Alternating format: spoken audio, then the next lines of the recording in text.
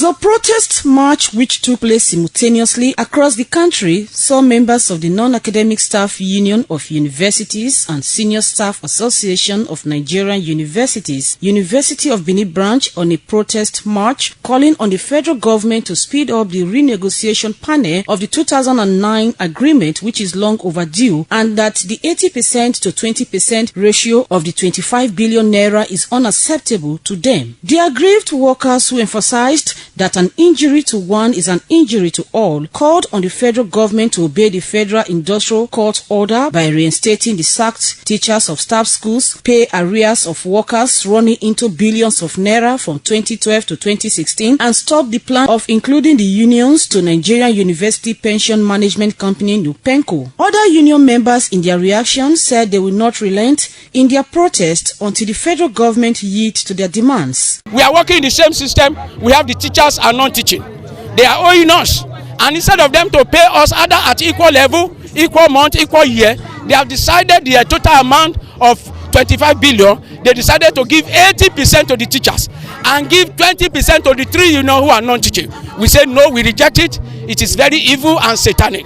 And we are using the medium to let federal government know that we are bringing our own submission on the budget for our members from 2012 to 2016, 30 billion that they must release immediately.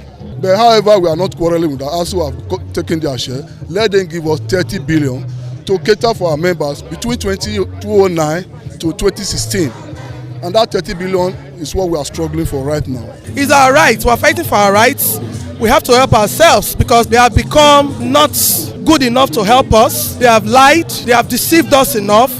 And now we have to take to the streets ourselves. Cheating is too much for us, so we need our money. Let them pay our money to us because we are suffering. We say we are working, we cannot do anything. We have no money to use.